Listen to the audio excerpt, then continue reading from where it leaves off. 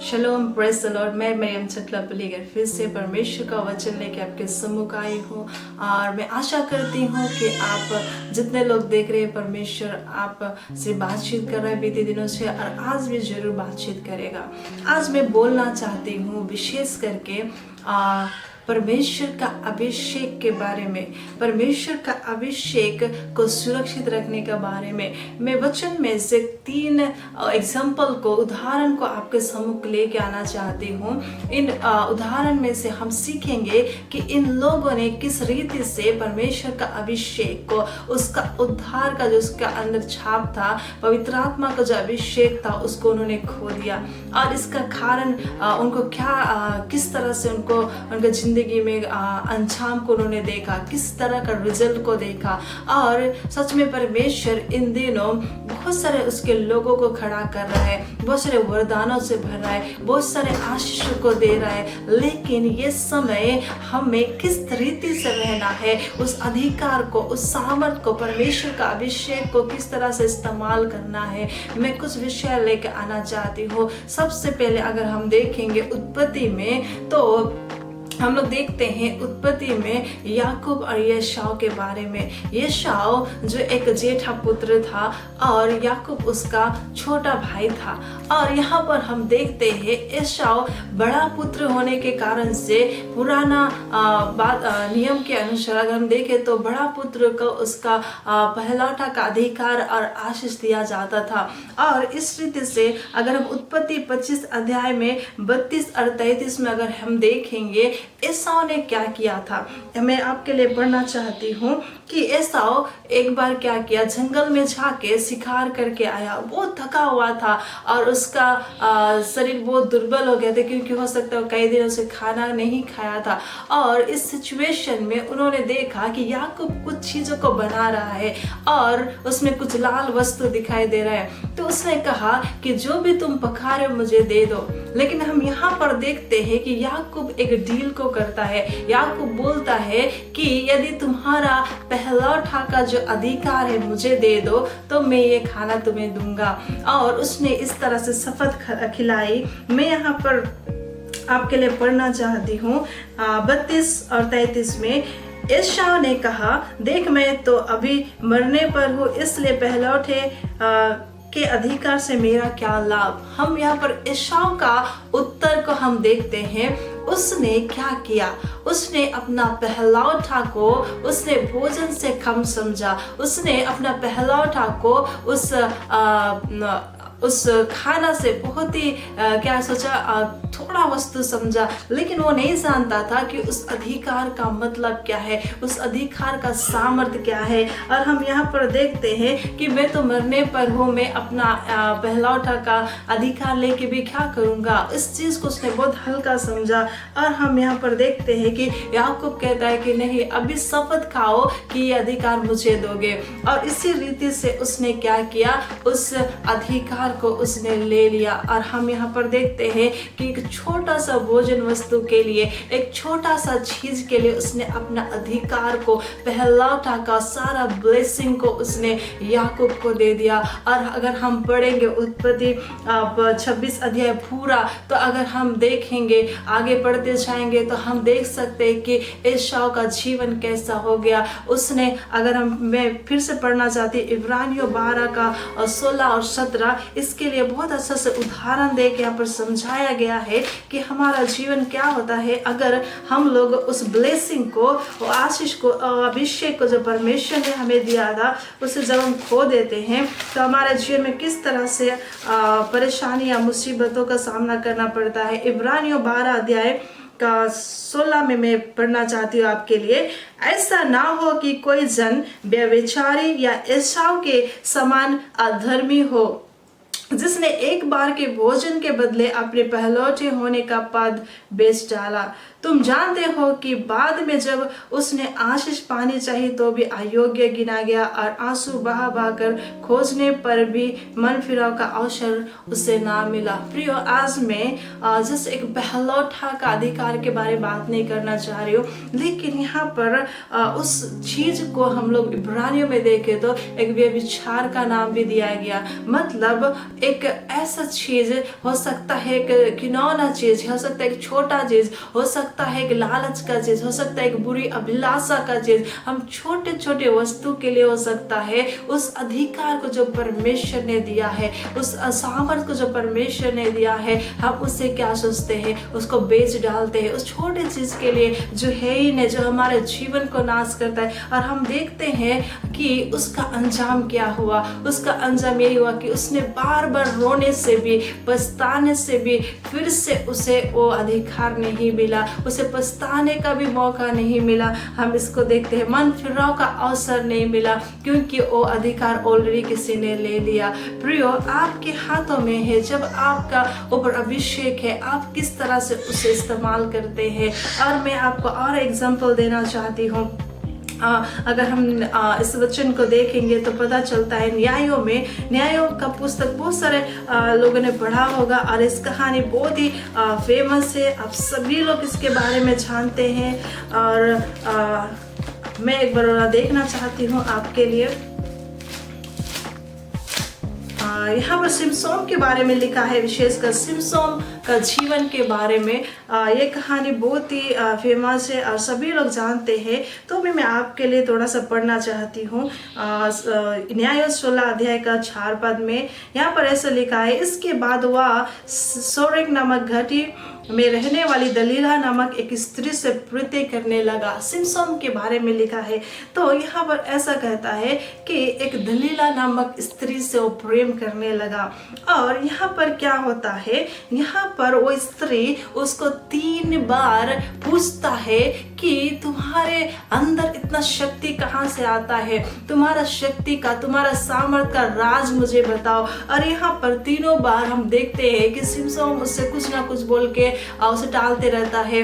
और इस तरह से 3 बार में भी स्त्री को उसने नहीं बताया। लेकिन चौथा बार जब हम देखते हैं कि 15 पद में 16 का 15 पद में ऐसा लिखा है, तब दलीला ने उससे कहा, तेरा मन तो मुझसे नहीं लगा, फिर तू क्यों कहता है कि मैं तुझसे प्रीति रखता हूँ। तूने 3 बार मुझसे छल किया और मुझे नहीं बताया कि तेरे बड़े बल का भेद क्या है। तो यहाँ पर हम देखते हैं कि एक बड़ा फोर्स या फिर एक बड़ा टेम्पटेशन या फिर एक ऐसा समय हो सकता है आपके सामने बहुत ही खूबसूरत चीज खड़ा हो सकता है आपके सामने बड़ा अपॉर्चुनिटी खड़ा हो सकता है आपके पास में ऐसा चुनाव खड़ा हो, उसके सामने हो सकता है आपको लग रहा है कि अब मेरे से हो गया, अब मुझसे नहीं होगा। और आप क्या करते हैं, अपना बल और अपना वो सामर्थ्य का रहस्य को, जो परमेश्वर का अभिषेक है, उसको आप बेच देते हैं। हम देखते हैं कि इस प्रकार उसने जब उससे बातचीत किया तो क्या हो गया, सिमसोन विवश हो गया। और हम देखते हैं कि उसने क्या किया, अपना रहस्य को बता दिया। उसने दलीला को बोला कि मेरा जो बाल है उसमें मेरा सामर्थ्य है। और हम देखते हैं कि किस तरह से दलीला ने उसके सारे बाल को काट दिया। उसके बाद उसका अंजाम को अगर हम देखेंगे तो क्या देखते हैं यहाँ पर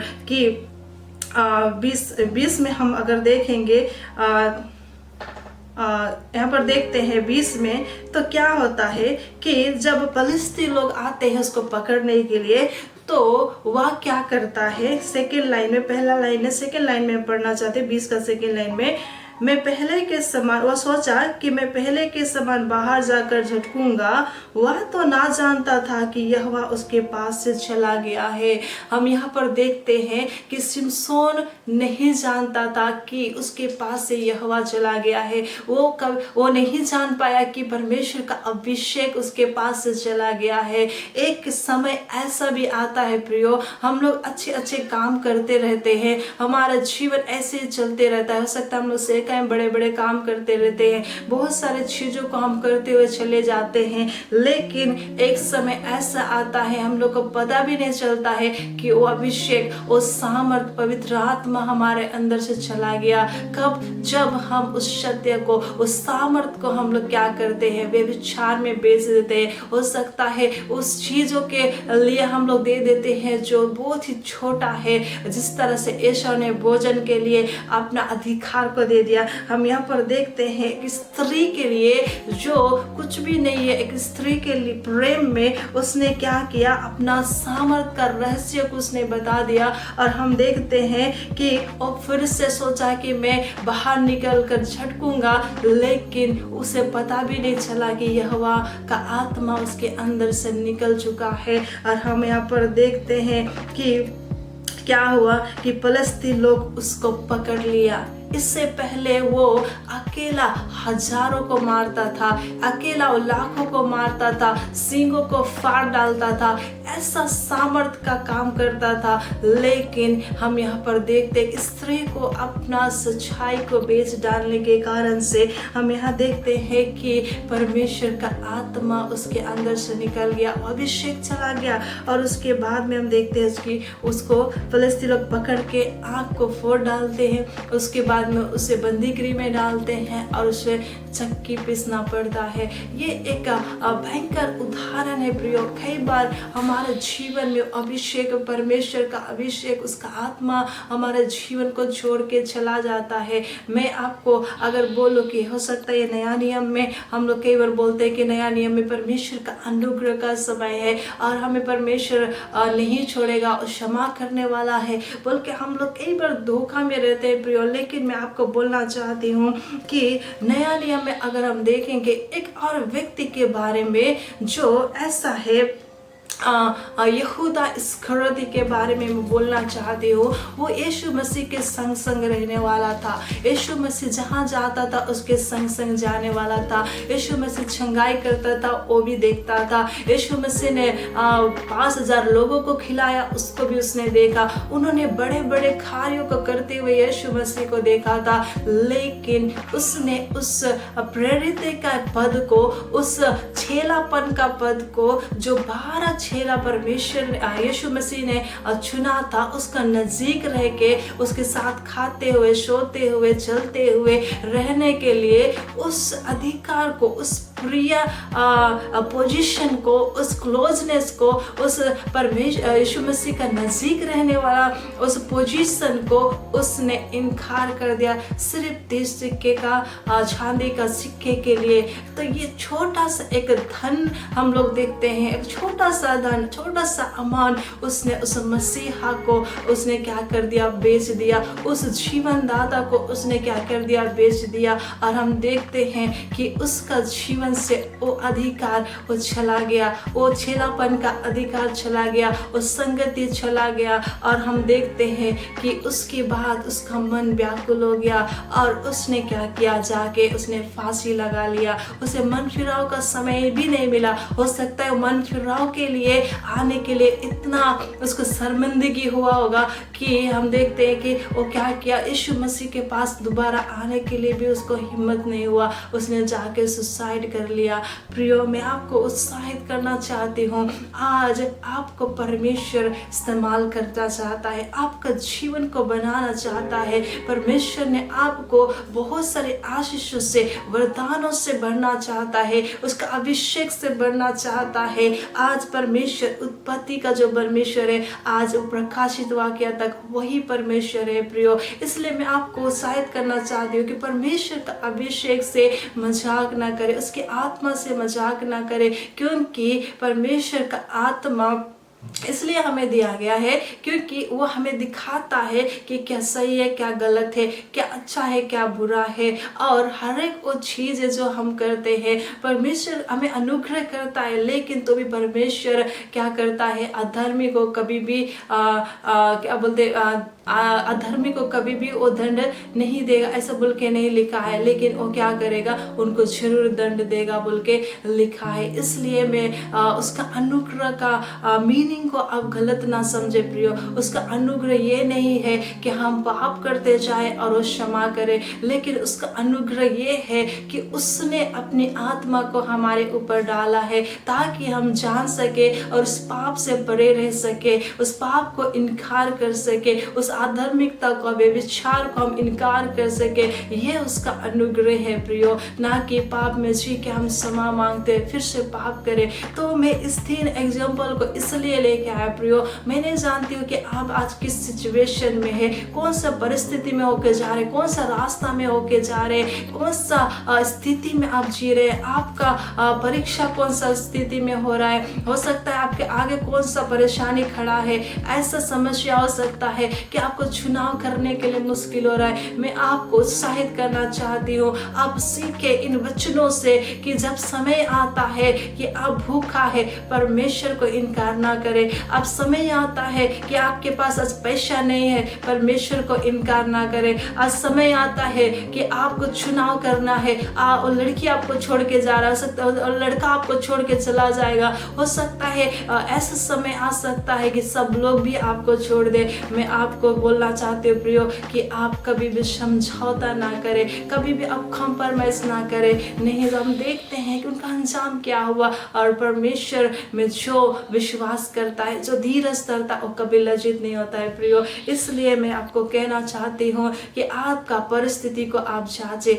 आपके सामने क्या खड़ा है उसको जांचे, और परमेश्वर आपका जीवन में अद्भुत करने का कार्य करने जा रहे प्रियो। हो सकता है आप ऑलरेडी सेवकाई में है, हो सकता है अभी अभी आप खड़ा हो रहे, हो सकता है एक जवान है, हो सकता है आप अच्छा वर्शिपर है, अच्छा बिलीवर से। ये समस्या, ये परिस्थिति किसी के साथ भी आ सकता है प्रियो। ये परेशानी, ये भाव, ये विचार किसी के साथ भी हो सकता है प्रियो। इसलिए मैं आपको उत्साहित करना चाहती हूँ कि परमेश्वर ने जो बुलाहट आपको दिया है, जो अभिषेक आपको दिया है, जो उद्धार आपको दिया है, उसको मत खोइए, उसको मत